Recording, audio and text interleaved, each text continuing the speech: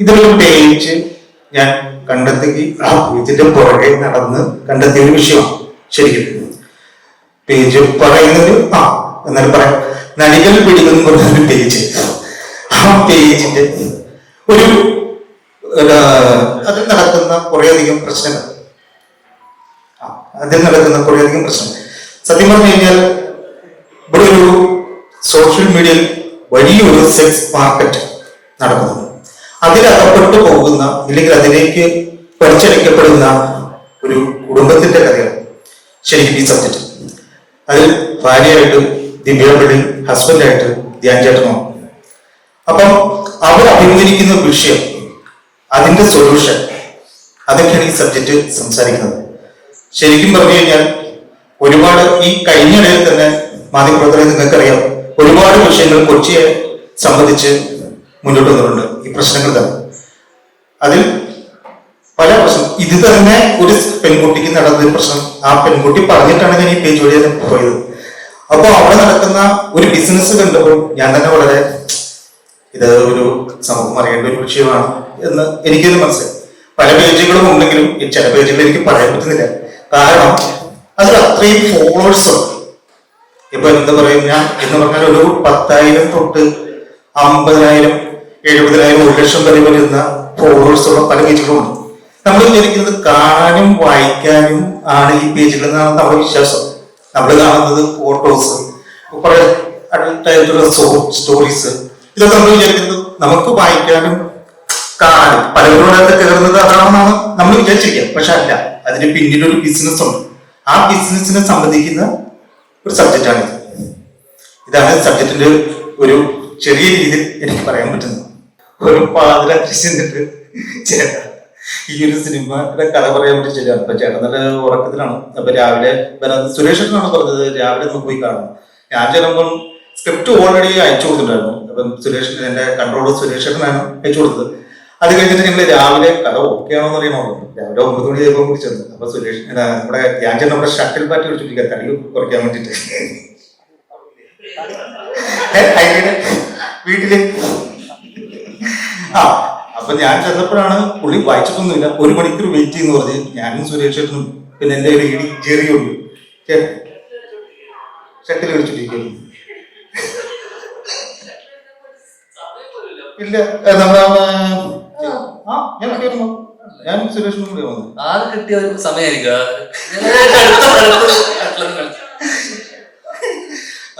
ആ സമയത്താണ് ധ്യാൻചേട്ടൻ പോയിട്ട് കഥ വായിച്ചിട്ട് കണ്ടന്റ് കൊള്ളാം, നമുക്ക് കുറച്ച് പണിയെടുത്താൽ പടം വർക്കാവും എന്നൊരു സംഭവം പറയുന്നത്.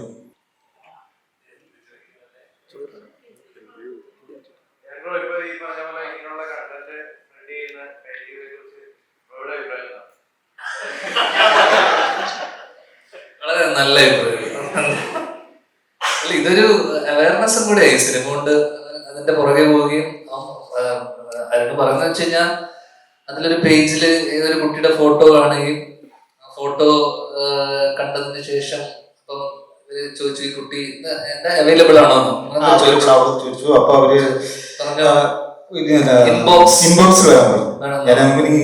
എനിക്ക് ഇതൊക്കെ ഈ ലോക്ക്ഡ് ഗ്രൂപ്പ് ആയിരിക്കും അല്ലേ? പിന്നെ മെമ്പർ ആവാൻ എന്തെങ്കിലും ടെസ്റ്റോ ക്വാളിഫിക്കേഷൻ ഇതുപോലത്തെ സാധനമൊക്കെ അപ്രൂവ് ചെയ്തു എനിക്കറിയില്ല. കാരണം ഇപ്പോഴും ഫേസ്ബുക്കിലൊക്കെ ആരും എനിക്ക് തോന്നുന്നു ഫേസ്ബുക്ക് ഒന്നും യൂസ് ചെയ്യേണ്ട കാലം. ഫേസ്ബുക്ക് മാത്രമല്ല, ഉണ്ടല്ലേ ടെലിഗ്രാം ഗ്രൂപ്പുകൾ, വാട്സപ്പ് ഗ്രൂപ്പുകൾ, നമ്മളിതെല്ലാം പടത്തിൽ അവതരിപ്പിച്ചിട്ടുള്ളൂ. അങ്ങനെ ഈ ഗ്രൂപ്പിൽ ചെല്ലുകയും അപ്പം ഇൻബോക്സിൽ വരാൻ പറയും. ഇൻബോക്സിൽ ഈ ഗ്രൂപ്പിൽ കണ്ട ഒരു കുട്ടിയുടെ ഫോട്ടോ കണ്ടിട്ട് ചോദിച്ചു ഇങ്ങനെ കുട്ടി അവൈലബിൾ ആണോ എന്ന് ചോദിച്ചപ്പോൾ പറഞ്ഞു അവൈലബിൾ ആണ്, 10,000 രൂപ. അതിൽ 5,000 രൂപ എപ്പോൾ അഡ്വാൻസ് ചെയ്യണം? അല്ലല്ല, 5,000 രൂപ നേരിട്ടാണ് തയ്യാന്ന് പറയുന്നു. അങ്ങനെ ഇവിടെ എറണാകുളം നോർത്ത് ഓർഡർ പറയാൻ പറ്റില്ല ഒരു സ്ഥലത്ത് വരികയും അങ്ങനെ ഈ 5,000 രൂപ കൊടുക്കുകയും 5,000 അല്ല കൊടുക്കുകയും 5,000 വിഷയം ശരിക്കും മനസ്സിലാക്കാൻ വേണ്ടിയിട്ട് അവരോടൊരു ഫ്രണ്ട്ഷിപ്പ് മൂഡ് പിടിച്ചാൽ മാത്രമേ നമുക്ക് ഇതിനെ കുറിച്ച് ബിസിനസിന്റെ വ്യാപ്തി മനസ്സിലാക്കാൻ പറ്റുള്ളൂ. അതുകൊണ്ടാണ് അങ്ങനെ പറ്റിക്കപ്പെടുകയും നടക്കാതായപ്പോഴേക്കും പിന്നെ ഇവന്മാർക്കെതിരെ ആഞ്ഞടിക്കണം എന്ന് വെച്ചിട്ട് ഒരു സിനിമ ചെയ്യാൻ ഇഷ്ടപ്പെട്ട ആളാണ്. അപ്പൊ സ്വന്തം അനുഭവത്തിൽ ഉണ്ടായിരുന്നു അല്ലെ? അതിന്റെ വിഷമമുണ്ട്, ഇപ്പോഴും ഉണ്ട് മുഖത്ത്. 5000 രൂപ പോയതിന്റെ ഒരുപാട് വേദന അല്ലേ? ശരിക്കും അങ്ങനെ ഒരു ഗ്രൂപ്പില്, അങ്ങനെയുള്ള മെമ്പേഴ്സ് ആയിട്ടുള്ള ആരെങ്കിലും ഉണ്ടോ? ഉണ്ടാവും. പറയാൻ കുറച്ച് നടി ഉണ്ടാവും. അല്ല, ഇതിപ്പോ ഇതൊക്കെ കലാകാലമായിട്ടുള്ളതാണ്. ഇപ്പൊ സോഷ്യൽ മീഡിയ വന്നതിന് ശേഷം, അല്ലെങ്കിൽ ഫേസ്ബുക്ക് അല്ലെങ്കിൽ പോലും ഇവിടെ എനിക്ക് തോന്നുന്നു കൊച്ചിയിലൊക്കെ, എനിക്ക് തോന്നുന്നു ഏറ്റവും കൂടുതൽ അഭിമുഖീകരിക്കുന്നത് ശരിക്കും നടിമാരാണ്. അവരുടെ ഫോട്ടോസ് തന്നെയാണ് ഏറ്റവും കൂടുതൽ. പ്രത്യേകിച്ച് ഒരു ഭയങ്കര രസമാണ്. നമ്മുടെ കോളേജിലൊക്കെ പഠിക്കുന്ന പെൺകുട്ടികളുടെ ഫോട്ടോ, ടൂർ പോകുന്നതിനൊക്കെ ഫോട്ടോ എടുത്ത് അതിന് ചില പേരറിയില്ല. അപ്പൊ അവരെന്ത് ചെയ്യുമെന്ന് വെച്ച് കഴിഞ്ഞാൽ അതിനൊരു പുതിയ പേരിടും പെൺകുട്ടിക്ക്. ഇപ്പം സെന്റ് തെരേസ് കോളേജിൽ പഠിക്കുന്ന മീനു എന്ന് പറഞ്ഞൊരു സ്റ്റോറി ഉണ്ട്. കുറെ റിസർച്ച് ചെയ്തിട്ടുണ്ട്. അപ്പൊ എന്ത് പറഞ്ഞു കഴിഞ്ഞാൽ ആരാധകരെ കൂട്ടുക എന്നുള്ളതാണ് പറയുന്നത്. അപ്പൊ നമ്മൾ വിചാരിക്കുന്നത് കാണാനും വായിക്കാനും ഒക്കെ ആണെന്നാണ് വിചാരിക്കുക. പക്ഷെ നമ്മൾ ഇതിനകത്ത് നോക്കുമ്പോൾ ഇതിന്റെ കമന്റുകൾക്കെല്ലാം ഒരുവിധം മറുപടി കൊടുക്കുന്നുണ്ട്. മറുപടി എന്ന് പറയുമ്പോൾ ഒരു ശരിക്കും പറഞ്ഞു കഴിഞ്ഞാൽ 4000 തൊട്ട് 25 ലക്ഷം രൂപ ബിസിനസ്സാണ് അവർ നമ്മളോട് സംസാരിക്കുന്നത്. നമ്മുടെ താല്പര്യം അത്രയും എന്താ പറയുക, അത്രയും വലിയ രീതിയിലുള്ള ഒരു പരിപാടിയാണ് കൊച്ചിയിൽ നടക്കുന്നത്. ബേസിക്കലി ഇതിനകത്ത് ഡീപ് ഫേക്കിങ്ങിനെ പറ്റിയിട്ടും ഇപ്പൊ ഉള്ള ഫേസ് സ്വാപ്പിംഗ്, ഇപ്പൊ രശ്മികയുടെ ഒരു വീഡിയോ ഒക്കെ ഇറങ്ങിയല്ലോ, മറ്റേ ചെറിയൊരു AI വീഡിയോ, ഇതൊക്കെ. അപ്പം ഇനിയുള്ള കാലത്ത് ഈ പറയുന്ന പോലെ ഒരു നോർമൽ ഫോട്ടോ അല്ലെങ്കിൽ നമ്മൾ ഇൻസ്റ്റയിലൊക്കെ ഇടുന്ന ഇവിടുത്തെ ഇൻസ്റ്റാ ഫോട്ടോ എടുത്തിട്ട് വരെ വേണമെങ്കിൽ അതിനെ ഫേസ് സ്വാപ്പ് ചെയ്തിട്ട് വേറെ രീതിയിലൊക്കെ മാറ്റാം. അപ്പം ഇതില് ദിവ്യ അങ്ങനെ ഒരു സാധനം എൻകൗണ്ടർ ചെയ്യുകയും പിന്നെ അങ്ങനെ ഒരു കോമണേഴ്സ് ആയിട്ടുള്ള നമ്മൾ അതിനെ എങ്ങനെ ടാക്കിൾ ചെയ്യുന്നു, ഓവർകം ചെയ്യുന്നതാണ് ബേസിക്കലി സിനിമയുടെ ഒരു ആകത്തുകയും ഒരു ക്രക്സും. സോ ആ ഒരു വിഷയമാണ് ഡിസ്കസ് ചെയ്യുന്നത്. മറ്റു ജില്ലകളെ സംബന്ധിച്ച് കൊച്ചി കുറച്ചുകൂടെ സെക്സ് റാക്കറ്റ് ആക്റ്റീവ് ആയിട്ടൊരു ജില്ലയാണെന്ന് കരുതുന്നുണ്ടോ? നീ ആ ക്യാമറയുടെ പുറകിൽ വിളിച്ചു നിൽക്കുകയാണ്. മറ്റു ജില്ലകളെക്കാൾ കൂടുതൽ സെക്സ് റാക്കറ്റ് ആക്റ്റീവ് ആയിട്ടുള്ള അല്ലെങ്കിൽ ഇങ്ങനത്തെ കാര്യങ്ങൾ കൂടുതൽ നടക്കുന്നത് കൊച്ചിയിലാണെന്ന് വിശ്വസിക്കുന്നുണ്ടോ? പ്രശാന്ത് മറുപടി. ഞാൻ ഇത് എന്താ സംഭവം അറിയാൻ വേണ്ടിയിട്ടായി സിനിമയിൽ അഭിനയിച്ചത്. അതിൽ പറഞ്ഞു കേട്ടാൽ നിന്ന് ഇത് നിങ്ങളുടെ കഥയാണ്, നമ്മളുടെ കഥയാണ്.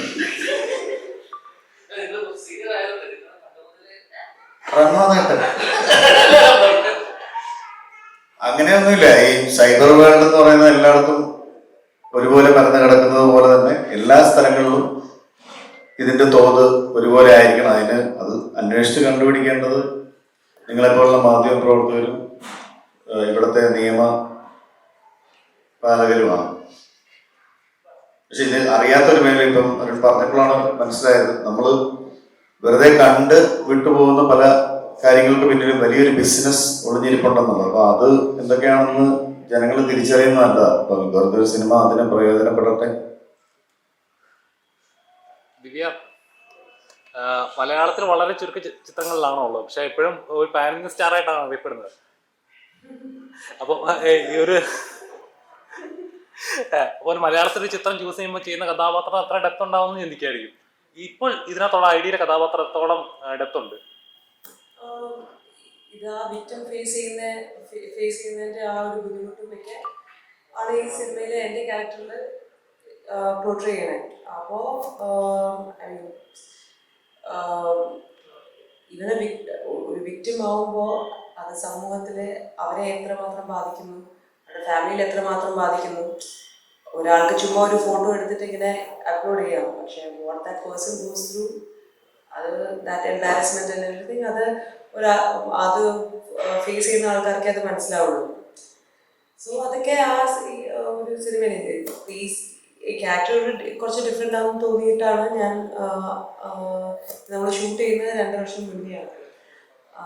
അപ്പോൾ ഒത്തിരി ഹാർഡ് വർക്ക് ചെയ്തിട്ടാണ് എല്ലാ സിനിമയിലും പോലെ നമ്മൾ ചൂസ് ചെയ്യുമ്പോൾ ഓരോ ക്യാരക്ടർ നമ്മൾ ചൂസ് ചെയ്യുമ്പോൾ അതിൻ്റെ വി ഹാവ് ഒരു ഹോപ്പൊക്കെ ഉണ്ടാവും. ലൈക്ക് ഓക്കെ ഇങ്ങനെ നമ്മൾ എത്ര 100% കൊടുക്കാൻ പോകും.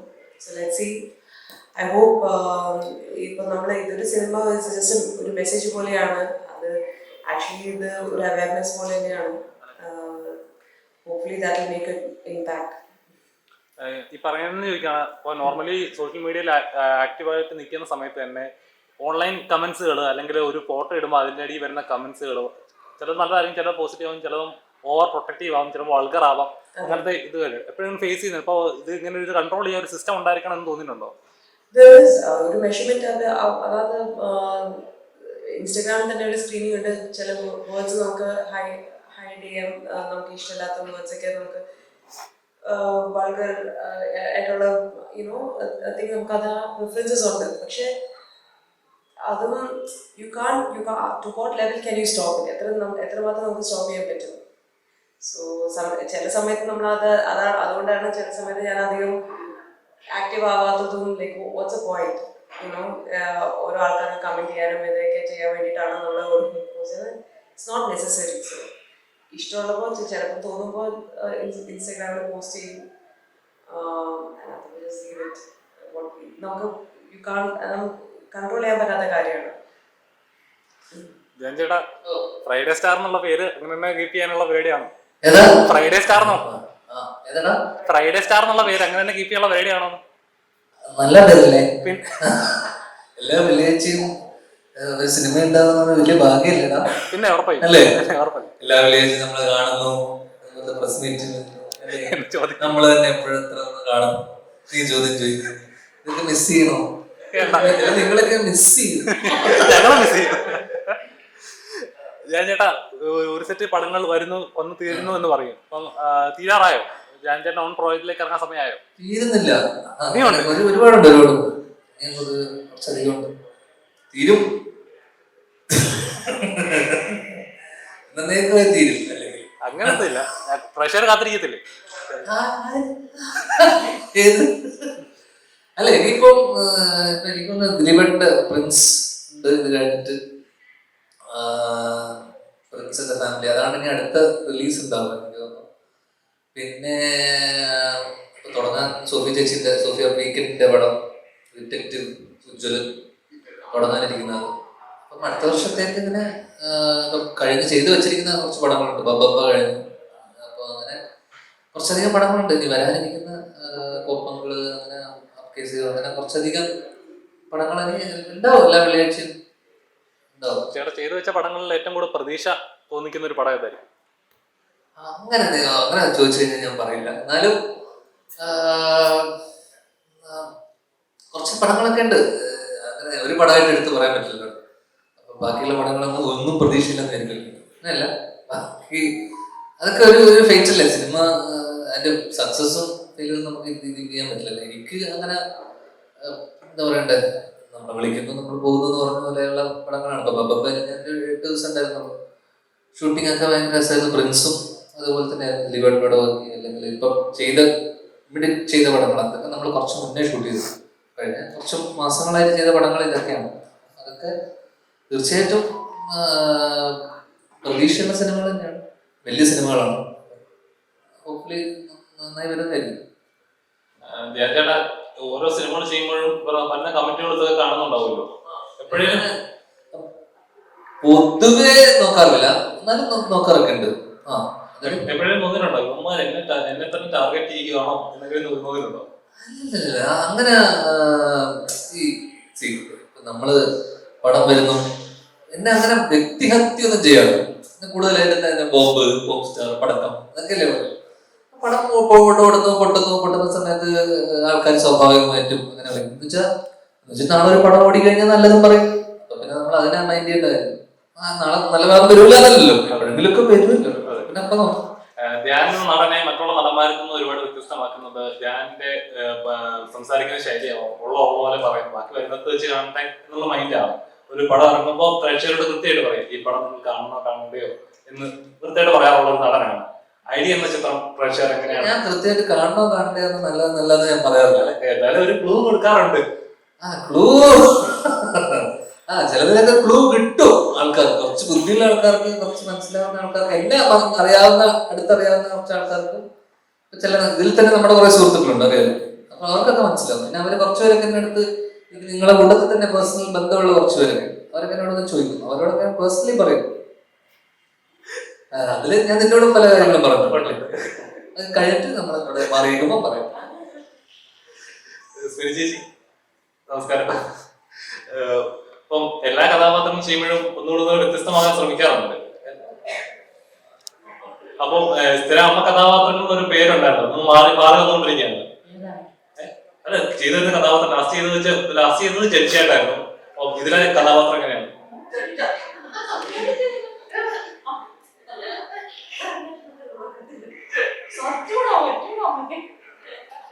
വിശ്വാസം വരത്തില്ലേ? ഭയങ്കര സീരിയസ് കണ്ടു കണ്ടു. ഞാൻ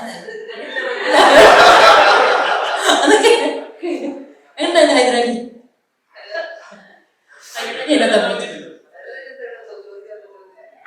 ഹൈദരാലി അതങ്ങനെ ഹൈദരാലി ഇതിനകത്ത് ഇടി കൊള്ളുന്ന ഒത്തിരി സീനുണ്ട്. ഒരു നാഷണൽ തുടക്കത്തില് ആണോ? അല്ല, അറിഞ്ഞു കൊടുത്തോ.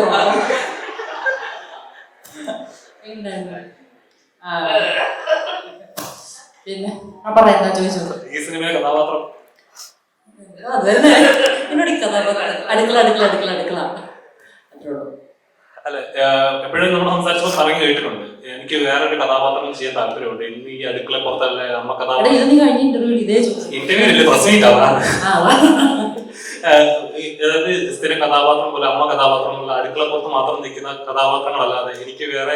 നീ അതെന്നോട് പറഞ്ഞേ, ചേച്ചി ഇങ്ങനെ ചെയ്താൽ മതിയോ, കഥാപാത്രം മാറ്റിച്ചുണ്ട്, ആഗ്രഹമുണ്ട്, കിട്ടണ്ടേ. നമുക്ക് ഡിമാൻഡ് ഇടാനൊന്നും പറ്റത്തില്ല. നമ്മൾ തുടക്കുന്നത് നമുക്ക് കിട്ടുന്ന കഥാപാത്രത്തിൽ എന്തെങ്കിലുമൊക്കെ വ്യത്യസ്തത കൊണ്ടുവരാൻ നോക്കുക. ഞാൻ ഇപ്പൊ കുറച്ച് മുമ്പ് ഇന്റർവ്യൂ പറയും, എനിക്ക് വില്ലമേഷമൊക്കെ കിട്ടും, പക്ഷെ നമുക്ക് ഈ അടുക്കളയിൽ ചോറിനകത്ത് വിഷം ഒഴിച്ച് അതായിരിക്കും എന്റെ വില്ലം വരാൻ പോകുന്നത്. അങ്ങനെയൊക്കെ വരാൻ ചാൻസ് ഉള്ളൂ എന്ന് പറഞ്ഞായിരുന്നു. പിന്നെ നിങ്ങൾ മുമ്പ് ചോദിച്ചിട്ടുണ്ട് ഒരു ഉത്തരവാദിത്തം, ഈ മീഡിയ ഇതില്ലേ, നിങ്ങളിടുന്ന ക്യാപ്ഷൻ ഒന്ന് വൃത്തിയാക്കുവാണെങ്കിൽ ഞങ്ങൾക്ക് കിട്ടുന്ന തെറിയും കുറയും, വീട്ടിലിരിക്കുന്നവരുടെ തുമ്മലും പറയും. ക്യാപ്ഷനൊക്കെ ഒന്ന് വൃത്തിയാക്കി, അത് നിങ്ങൾ എല്ലാവരും കിട്ടിയ സമയത്ത് ഞാൻ പറയാം. ക്യാപ്ഷൻ അത് നോക്കിട്ടോ, കാണാതെ തെറുകൂടി അവരുടെ എന്നാലല്ലേ ആൾക്കാർ കാണുന്നില്ല. നമ്മൾ അങ്ങനെ ഞാൻ ഇതേ ജോലി ചെയ്യണം, ഞാനും അങ്ങനെയൊക്കെ സമയം കേട്ടോ ഇച്ചിരിയൊക്കെ. ആ പറ പ്രശാന്തിനോട്. ചേട്ടാ, ഈ സിനിമയിലെ കഥാപാത്രങ്ങളെ കുറിച്ച് വില്ലനാണോ? അതെ, ഇതിലും വില്ലൻ തന്നെയാണ്. അല്ല, വില്ലനല്ല, വില്ലനായി പോകുന്നതാണ് ഓരോ ക്യാരക്ടേഴ്സ് വരുമ്പോഴത്തേക്ക്. ഫൈനലി ചേച്ചി പറഞ്ഞ തന്നെ എനിക്ക് കിട്ടുന്ന ക്യാരക്ടേഴ്സ് ചോദിച്ചു മേടിക്കാൻ പറ്റില്ലല്ലോ. നമുക്ക് വരുന്ന എന്താണോ അത് ചെയ്യാന്നുള്ളതാണ് എന്റെ ഉത്തരവാദിത്വം. അപ്പൊ ഇതിനകത്തും സാഹചര്യം കാരണം ഒരു ആന്റി വില്ലൻ പോലെ, ആന്റി ഹീറോ പോലത്തെ ഒരു ഐറ്റത്തിലാണ് വന്നിരിക്കുന്നത്.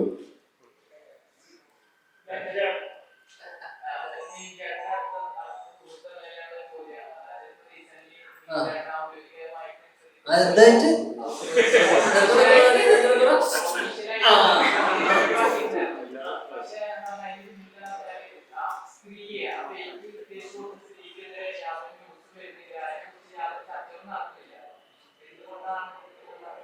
എനിക്കറിയാം. അതെന്തുകൊണ്ടായിരിക്കും നിനക്കെന്താ തോന്നുന്നത്?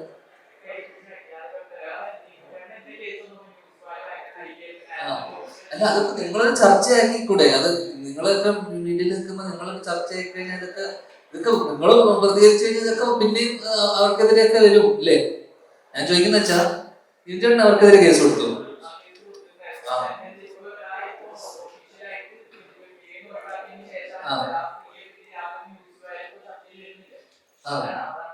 അതിപ്പോ എന്തായാലും അത് എന്റെ ഇപ്പൊ നിവിന്റെ ഇതായത് തന്നെ കുറച്ച് സമയം എടുത്തല്ലോ, ഗ്യാപ്പ് വന്നല്ലോ. അതിനുശേഷം ഇപ്പം ക്ലീൻ ചിറ്റ് കൊടുത്തത് കുറച്ച് കഴിഞ്ഞിട്ടല്ലേ.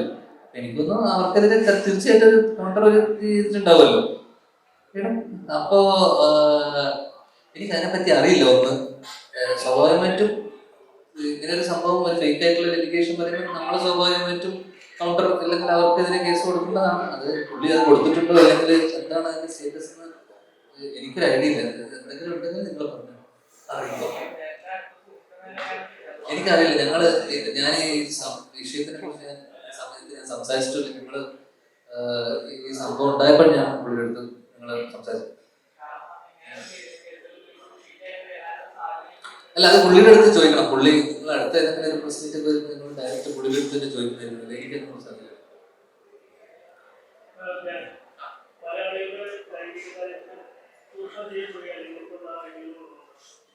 ആ ആ.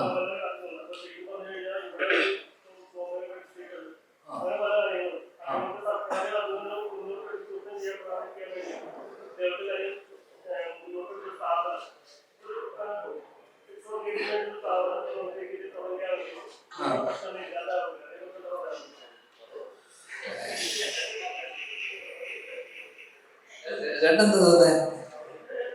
ഒരു പരിധി വരെ ഇല്ലാതാവുന്നതാണോ തോന്നുന്നത്?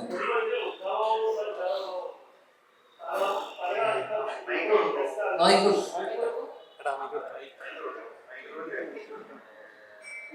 തന്നെ ബസ് സ്റ്റാൻഡുകൾ, റെയിൽവേ സ്റ്റേഷനുകൾ, പാലത്തിന്റെ മുകളിലും പാലത്തിന്റെ അടിയിൽ അങ്ങനെയൊക്കെ നമ്മൾ പല പല ലേഡീസ് പോകുമ്പോൾ സുരക്ഷിതരല്ലാന്ന് നമുക്ക് തോന്നുന്നുണ്ട്. അപ്പൊ ആളുകൾ പണ്ടേ മുതൽ തന്നെ ഒരു ചിന്താഗതിയുണ്ട്. ഇപ്പൊ ബസ് സ്റ്റാൻഡിൽ ഒറ്റയ്ക്ക് നിൽക്കുന്ന ലേഡി അല്ലെങ്കിൽ റെയിൽവേ സ്റ്റേഷനിൽ ഒറ്റയ്ക്ക് നിൽക്കുന്ന ലേഡി, അവരൊക്കെ നിൽക്കുന്നത് സെക്സ് കേസ് ആണോ അല്ലയോ എന്നുള്ളവർക്ക് അറിയാൻ പറ്റില്ല. ശരിക്കും പറയുന്ന സ്ഥാപനങ്ങൾ ഉണ്ടെങ്കിൽ ശരിക്കും ഇത് കുറയൂല്ലേ എന്നാണ് ഞാൻ ചോദിക്കുന്നത്. കുറയില്ലേ? അത് ഭയങ്കര ഹൈപ്പോത്തറ്റിക്കൽ ആയിട്ടുള്ള സാധനമല്ലേ. കുറയുവോ കൂടുവോ എന്നൊന്നും പറയാൻ പറ്റില്ല. ഒന്ന് നമ്മുടെ വ്യവസ്ഥിതിയിൽ അങ്ങനെ ഒരു സാധനം ഇത്തരത്തിൽ അലോ ചെയ്യുന്നില്ലല്ലോ. ഇപ്പൊ റെഡ് സ്ട്രീറ്റ് പോലും അത് ലീഗലായിട്ട് ഫംഗ്ഷൻ ചെയ്ത ഓപ്പറേഷൻ ആയിട്ട് ഇപ്പൊ കൽക്കട്ടയിലുണ്ട് ഇതേ സെയിം സാധനം. അതായത് കമച്ചി സാധനം അല്ലേ, റെഡ് സ്ട്രീറ്റ് ഉണ്ട്. അപ്പൊ ഞാൻ പറഞ്ഞ ചില രാജ്യങ്ങളിൽ ഇപ്പൊ ആംസ്റ്റർഡാമില് ലീഗലാണ്, സെക്സ് ടൂറിസം ഉണ്ട് അവിടെ, തായ്ലൻഡിൽ സെക്സ് ടൂറിസം ഉണ്ട്. ചില രാജ്യങ്ങളിൽ അതുണ്ട്, അവരതിനെ പ്രൊമോട്ട് ചെയ്യുന്നുണ്ട്. നമ്മുടെ രാജ്യത്തിന്റെ നിയമവ്യവസ്ഥയിൽ അങ്ങനെ ഒരു സാധനം അത് മോറലായിട്ടാണ് കാണുന്നത്. അപ്പോൾ ഇത് കുറയോ അല്ലെങ്കിൽ ഇതൊരു ഡിസ്കഷൻ ആക്കി വെച്ചില്ല. നമ്മള് ഇടക്കാലത്ത് മറ്റേ കഞ്ചാവ് ലീഗലൈസ് ചെയ്യണം, കഞ്ചാവ് ഏകദേശം 40ഓളം രാജ്യങ്ങളിൽ ലീഗലൈസ് ചെയ്ത് റിക്രിയേഷൻ ഡ്രഗ് ആയിട്ട് കാണുന്നത്. ഇതിന് ഡിപ്രഷൻ അടക്കം പ്രിസ്ക്രിപ്ഷൻ അല്ലെങ്കിൽ പ്രിസ്ക്രിപ്ഷൻ ഉണ്ടെന്ന് മരുന്നായിട്ട് പോലും സജസ്റ്റ് ചെയ്തിരുന്ന കഞ്ച. അപ്പോൾ മരുവാന, മെഡിക്കൽ മരുവാന എന്ന് പറഞ്ഞിട്ട് ഇതിനെ വിളിക്കുന്നു. അപ്പൊ ഇത് കൂടുവോ കുറയോ എന്ന് പറയുമ്പോൾ നമുക്കതിനെ ഇപ്പോഴുള്ള അവസ്ഥ നമുക്കത് കൂടുവോ കുറയോ നമുക്ക് പറയാൻ പറ്റില്ല. പക്ഷെ ഇവിടുത്തെ സിസ്റ്റം അതിനെ അനുവദിക്കാത്തിടത്തോളം ലീഗലായിട്ട് നമുക്ക് അതിനെ ഒരിക്കലും പ്രൊമോട്ട് ചെയ്യാനുള്ള വകുപ്പ് ഒന്നുമില്ല അല്ലേ? ഏതാ അത് കൂടൂലെന്നല്ലേ ഒന്നും പറയാൻ പറ്റില്ല. ഇത് പറഞ്ഞാല് വളരെ ആയിട്ടുള്ള പ്രോബിലിറ്റി ഇല്ലായിരുന്നു. ചിലപ്പോൾ കൂടുമായിരിക്കും, ചിലപ്പോ എല്ലാവരും അവിടെ പോയിരുന്നു കഴിഞ്ഞാൽ എല്ലാ വീട്ടിലും പിന്നെ ഫാമിലിയൊന്നും വീട്ടുകാർ നമ്മുടെ നാട്ടുകാർ മൊത്തം പിന്നെ അവിടെ ആയിരിക്കും, പിന്നെ കുടുംബത്തിലോട്ടൊന്നും പോകില്ല. അതാ പ്രശ്നം. അതിനേക്കാളും നല്ല എനിക്ക് തോന്നുന്നു ഇവിടുന്ന് ഒരു 3 മണിക്കൂറേ ഉള്ളൂ തായ്ലൻഡൊക്കെ. ടിക്കറ്റ് എടുത്തിട്ട് അങ്ങോട്ട് പോകുന്നതായിരിക്കും. ചേട്ടാ ചേട്ടാ ഞാൻ ചേട്ടന്റെ ഫേക്ക് ഐ ഡിയിൽ നിന്ന് എപ്പോഴെങ്കിലും മെസ്സേജ് വന്നിട്ടുണ്ടോ? ഫേക്ക് ഐ ഡിയിൽ അല്ല ഒരേക്കിട്ട് വരാൻ അല്ലാതെ തന്നെ എന്തെങ്കിലും ചോദിച്ചാൽ മറുപടി ഇടാൻ പാടാം. അപ്പഴഞ്ഞ് ഫേക്ക് എന്തെങ്കിലും റിപ്ലൈ താ. നോർമലി അവരുടെ അടുത്ത് മെസ്സേജ് വളരെ ചുരുക്കം വരാറുണ്ട്. ഞാൻ ചേട്ടന് വന്നിട്ടുണ്ടോ ഏതെങ്കിലും നടിമാരുടെ fake I D? Original I D എന്ന് പറയുമ്പോ എന്താ വന്നിട്ടുണ്ട്?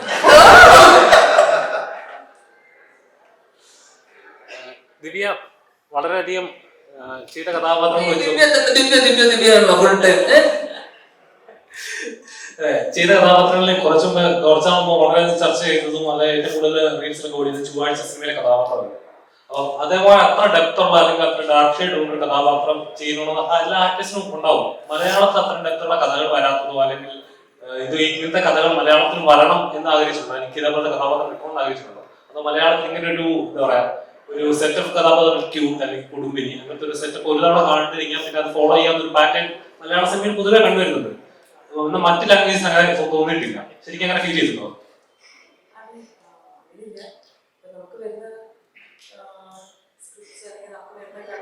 നമുക്ക് വരുന്ന സ്റ്റോറീസ് ഒക്കെ നമുക്ക് സെലക്ട് ചെയ്യാൻ പറ്റത്തുള്ളൂ. അങ്ങനെ മംഗൾവാറും വന്നു. അതൊരു നെഗറ്റീവ് ഷെയ്ഡ് ക്യാരക്ടർ ആയിരുന്നു. അത് കേട്ടപ്പോൾ തന്നെ എനിക്ക് ഇഷ്ടമായി. That's why I did that. അപ്പോൾ അതെനിക്ക് ഇങ്ങനെ മലയാളമോ തെലുങ്കോ അങ്ങനെയില്ല. അത് ഞാനൊരു കഥ ആയിട്ടാണ്, അതൊരു സിനിമയായിട്ട് അല്ലെങ്കിൽ അങ്ങനെയായിട്ട് ഞാനത് കാണുന്നത്. പക്ഷെ ഐ വോണ്ട് കൂടുതലും അത് പറഞ്ഞാലും മലയാളത്തിലും എനിക്ക് ആഗ്രഹമുണ്ട് നല്ല ഡെപ്തുള്ള ക്യാരക്ടേഴ്സ് വരാനായിട്ട്. ബിക്കോസ് നമുക്ക് കുറച്ചുകൂടെ കംഫർട്ട് ലൈക്ക് ലാംഗ്വേജ് കംഫർട്ടും എല്ലാം നമുക്ക് തോന്നുന്നത് നമ്മുടെ സ്റ്റോറീസ് കുറച്ചുകൂടെ റിയൽ ആണല്ലോ. അപ്പോൾ എനിക്ക് I'm looking forward to പക്ഷെ ഇപ്പം തെലുഗുവിലിപ്പം മംഗളവാരം കഴിഞ്ഞിട്ട് ഇപ്പോൾ 4 പ്രോജക്ട്സ് ഇപ്പോൾ നടന്നുകൊണ്ടിരിക്കുകയാണ്. സോ അത് പക്ഷേ ഞാനൊരു സിനിമയായിട്ടേ കാണുന്നുള്ളൂ, ലൈക്ക് അങ്ങനെ അതൊരു വർക്കായിട്ട് ഞാനങ്ങനെ കാണുന്നുള്ളൂ. പക്ഷെ മംഗളവാരം വാസ് സ്പെഷ്യൽ. അതൊരു ഡിഫറെൻറ്റ് ക്യാരക്ടർ ആയിരുന്നു. I'm glad that I did that.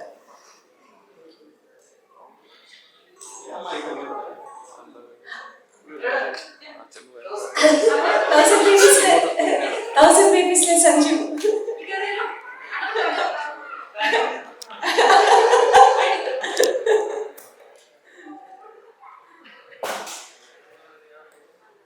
Thousand ബേബീസിൽ പല ഐഡിയ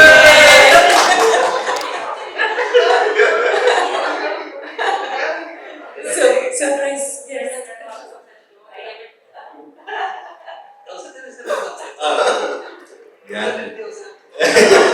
ഞാൻ ഇവരെ കാണാൻ വേണ്ടി വന്നതാണ്. ഞാൻ ഏറ്റവും പുതിയ സിനിമയാണ് എല്ലാവരും സപ്പോർട്ടുകളും ഉണ്ടായിരിക്കണം.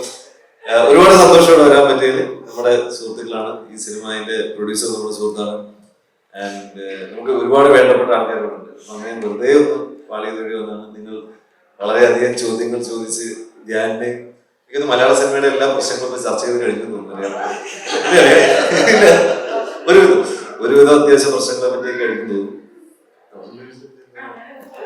അല്ല, തൗസൻഡ് ബേബീസ് കണ്ട് സ്വീകരിച്ച എല്ലാവർക്കും നന്ദി, താങ്ക് യു. എനിക്ക് ഇങ്ങനെ ഇവിടെ വീണ്ടും വർത്താനം പറയാൻ ഒരു അവസരം തന്നതിന് വളരെ നന്ദി. അപ്പൊ നിങ്ങളുടെ പ്രൊമോഷൻ ഗംഭീരമായിട്ടാണ്.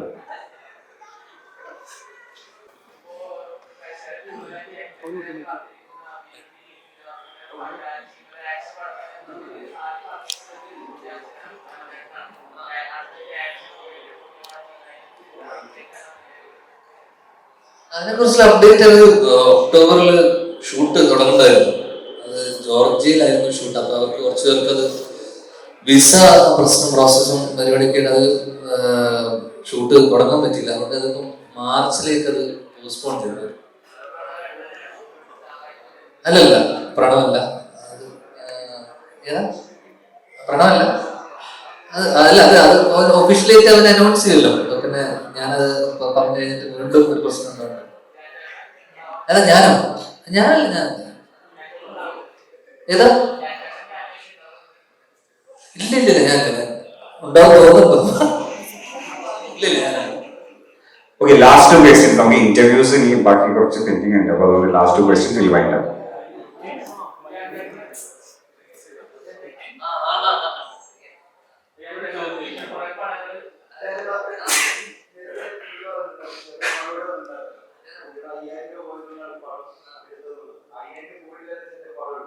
ഒരിക്കലില്ല.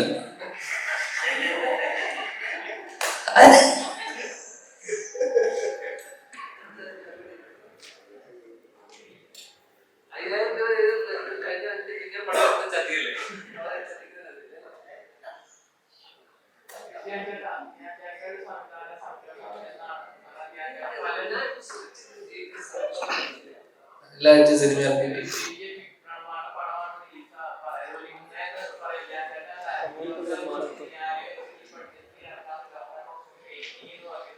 ഞാൻ പറഞ്ഞായിരുന്നല്ലോ വിഷ്ണുവിന്റെ അടുത്ത്.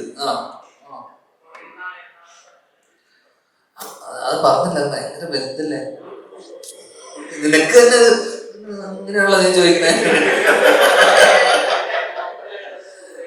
അതാ ഞാൻ പറഞ്ഞത്, വലിയ സിനിമയല്ലേ ഇപ്പൊ ചെയ്തു തീർക്കാനോ അഭിനയിച്ചു തീർക്കാനുള്ള കുറെ സിനിമയുണ്ട്. അപ്പൊ അതൊക്കെ കഴിഞ്ഞിട്ട് പതുക്കെ മതിയിടാ. നിനക്ക് അത്യാവശ്യം എന്തെങ്കിലും കൂടി നോക്കുന്നുണ്ടോ? കാണാൻ എത്ര കൊതിയ. ഓ, എന്റെ നാശം കണ്ടിട്ടേ അടങ്ങുള്ളൂ. എടാ ഇപ്പോഴുള്ള അവസ്ഥയിൽ ഞാൻ അതും കൂടെ ചെയ്ത് കഴിഞ്ഞ് ഞാൻ എന്റെ ആലോചിച്ചു കൊല്ലൂല്ലേ എല്ലാവരും കൂടെ നിങ്ങളടക്കം ഇല്ലേ. അതായിട്ട് ഓടിയില്ലെന്ന് വിചാരിക്കുക. തീർന്നില്ല ഞാൻ. ഇപ്പൊ അങ്ങനെ പോട്ടെ. നിനക്ക് ശരിക്കും എന്നോട് സ്നേഹമുണ്ടോ? ഉണ്ടോ? എനിക്ക് ചോദിക്കരുത്. ഈ വർഷം ഏതാ അടികപ്പേര് ടു അടുത്ത വർഷമൊക്കെ ഇതിങ്ങനെ ചർച്ച ഡിസ്കഷൻ ഞാൻ പറഞ്ഞായിരുന്നു. അത് കഴിഞ്ഞ ഇതിന്റെ മുന്നത്തെ എവിടെയോ കപ്പേര് ടു ഉണ്ടാവും, തിര ടു ഉണ്ടാവും. ഇത് എപ്പോഴുണ്ടാവും മാത്രം ചോദിക്കരുത്. എന്തായാലും ഉണ്ടാവും. രണ്ടും പ്ലാനിങ്ങിലുണ്ട്. തിരാറ്റു എന്തായാലും ഉണ്ടാവും. തിരാറ്റു സംവിധാനം ചെയ്യാൻ പ്ലാനുണ്ടോ? തിരാറ്റു സംവിധാനം ചെയ്യാൻ പ്ലാനുണ്ടോ? തിരാറ്റു ചിലപ്പോൾ ഞാൻ സംവിധാനം ചെയ്യും. ഇല്ല, തിരാറ്റുവിന്റെ ഓൾമോസ്റ്റ് ഒരു പരിപാടി ഇങ്ങനെ ആയി വന്നിട്ടുണ്ട്. ഓൾമോസ്റ്റ് ഒരു ചെറിയൊരു ഐഡിയ. ഏതില് അതിന്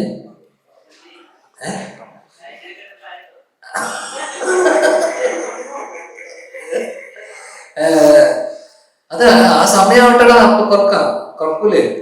അല്ലേ? കുറക്കൂ. പ്രമോദന്റെ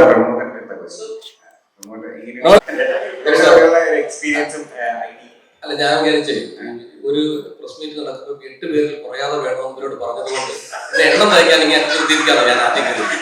പിന്നെ ഞാൻ നമ്മുടെ നാട്ടിലേക്ക് തേങ്ങ ഇടാൻ വരുമ്പോഴേ തേങ്ങ ഇട്ട് കഴിയുമ്പോൾ 500 തേങ്ങ എണ്ണി മാറ്റി തിരികെ പോകാൻ ഇട്ടുകൊടുക്കും. അങ്ങനെ ഇടാൻ വെച്ചിരിക്കാന്നോ ഞാൻ ആദ്യം കരുതി. ഇവരോട് പറഞ്ഞു. വളരെ സന്തോഷം. അപ്പൊ 5-ാം തരത്തിൽ ക്ലിയർ ചെയ്തു. വളരെ സന്തോഷം. ഇതിനകത്ത് ഒരു നല്ല സീൻ ഇങ്ങനെ ഒന്നിച്ച് അഭിനയിക്കാൻ പറ്റി. വലിയ സന്തോഷം. എന്താ പറയുന്നത്, ഈ സിനിമ ഒരു നല്ല സിനിമയായിരിക്കാം. ഉറപ്പായിട്ടും നമുക്ക് നിങ്ങളുടെ ജീവിതത്തിൽ 2 മണിക്കൂറിന് വേണ്ടി മാറ്റി വെക്കുന്നു ഒരു നല്ല സിനിമ. നമുക്ക് ഇങ്ങനെ ഇതിനു മുമ്പ് അല്ലെങ്കിൽ മുന്നോട്ടുള്ള കാലത്തിൽ ഈ സിനിമയിലൂടെ നമുക്ക് ഇതിനെതിരെ ഇങ്ങനെ ഞങ്ങൾ പ്രതികരിച്ചു എന്ന് പറയുന്ന ഞാനും ചേർന്ന് നിൽക്കുന്നു എന്ന് പറയാം. മനസ്സിലായി കാണുമെന്ന് വിചാരിക്കുന്നു. എല്ലാവരും സന്തോഷം. ഇതിനോടൊപ്പം ഉണ്ടാകുന്നുണ്ട്. ഞങ്ങൾ ഇത്രയും പേരും കുറേ സംസാരിച്ചു. നിങ്ങൾ ഈ സോഷ്യൽ മീഡിയയിലൊക്കെ ഭയങ്കരമായിട്ട് തകർത്തെഴുതുമല്ലോ. ചോദ്യം ചോദിക്കാറൊന്നുമില്ലേ? ഇത്രയും പേര് 3-4 പേരല്ലോ. ബാക്കിയുള്ളവരൊക്കെ എന്നെ എടുക്കാൻ വന്നിരിക്കുക. ചോദിക്കുക. ആവശ്യമില്ലാത്തത് ചോദിച്ചു. അപ്പൊ ആവശ്യമില്ലാത്ത സന്തോഷം. സിനിമ എല്ലാവരും പോയി കാണുന്ന. Okay, thank you everyone. All the best for it.